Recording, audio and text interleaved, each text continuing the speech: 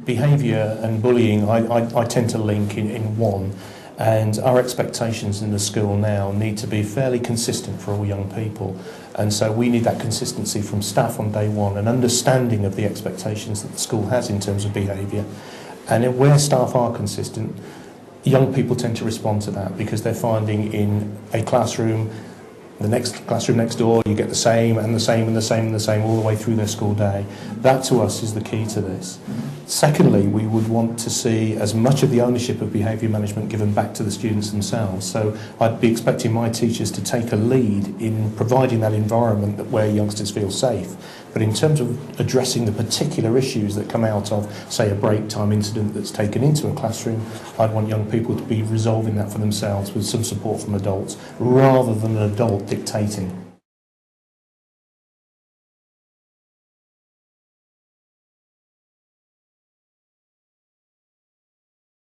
Teachers need to be aware of the behaviour protocols of a school. I think on joining a school, any school, it's essential that new teachers frequent themselves with the policy, understand the policy that the school has. At that point, once they have that understanding, they then have some initial decisions to make. Am I in a position to actually get myself personally involved in sorting out the difficulty, bearing in mind that difficulty may well have occurred in a previous lesson or indeed at a break time before a youngster arrives.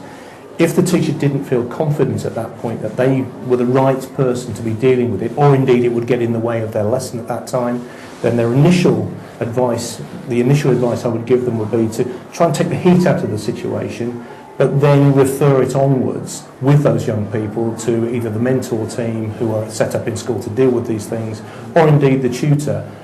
People who the young people themselves have got probably a different relationship with, and that relationship would have been set up specifically to help resolve those sorts of issues.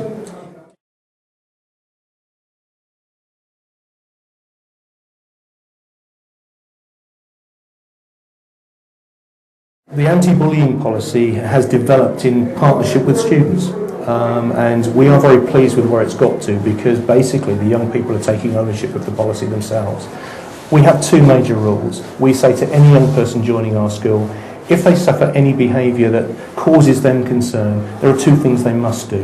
One is they must always keep their parents informed, because we don't want to be doing things in school that mum and dad know nothing about, and we don't want to be reacting to circumstances that, again, mum and dad don't know anything about.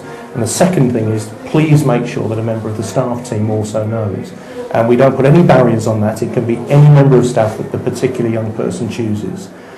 After that happens, then a debate will go on with the young person themselves, with that member of staff, around how best to try and resolve the problem. Would it be through the student mentor team? Would it be through a head of house in their pastoral capacity? Or would it indeed be between mentors and the students?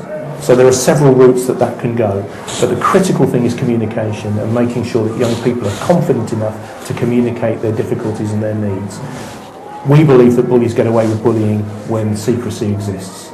And if you could take that secrecy away and make it a much more open community where these conversations go on comfortably without any fear of what may be said in return, then we feel we've got a much happier environment and, of course, happy youngsters learning.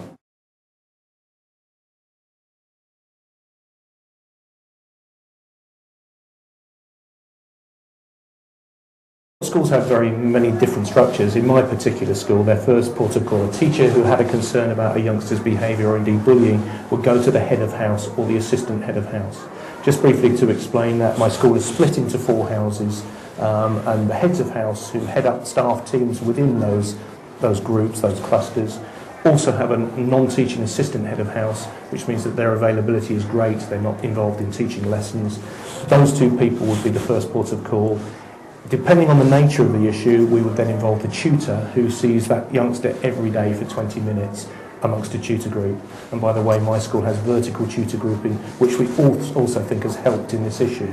We have youngsters, 2 from year 7, 2 from year 8, 2 from year 9, all the way through to 6th form. And we found that both in transition terms, knowing older youngsters is very, very important to a young person who's coming into the school in year 7, around behaviour expectations, around what to do in a certain, if a certain situation arises. And that has really helped no end. Young people seem to be settling more quickly, and we're seeing a reduction in that very common pattern where youngsters go backwards when they join the secondary schools to go forwards again later.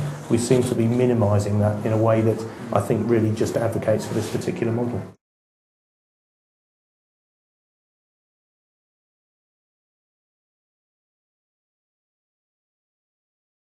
I do believe that bullying and achievement are linked, and if you look again at the data on my own school, you'll see the more success we've had in promoting positive behaviours among students and the more ownership we've had.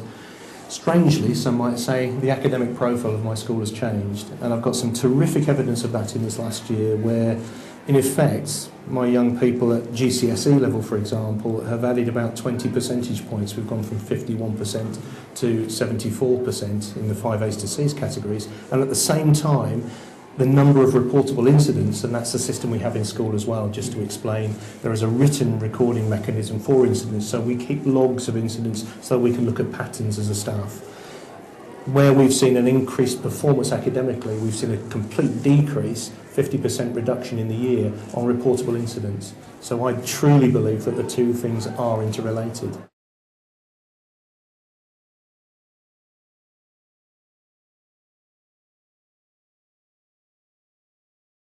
New teachers coming into the profession at the moment are bombarded, I think, with expectations from schools. I think what I would recommend all young teachers joining schools are to make sure they're very clear about the school's priorities. And that's the sort of question they should be asking on interview. They should be very clear that they're comfortable about what the expectations of that school is around their own performance and their expectations of their students. My strong advice also at the point of interview would be to make sure you speak to students, because I feel that what goes on in interview at the moment tends to be so rigidly hidebound by results and expectations, and is this person actually going to deliver my 5 A's to C's, that the human aspects of this are quite often lost at that time. I would hope that anybody coming for an interview at my school, for example, would be very, very interested in the well-being of young people, and that well-being is best articulated by wanting to know and speak to students and get to know about them in a broader sense.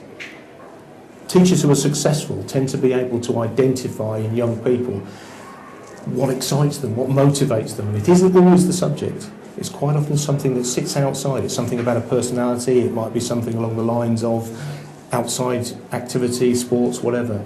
And teachers who are successful usually bring that additional element into their classroom, that additional working knowledge of young people. Don't go through an interview and accept a job without speaking to students.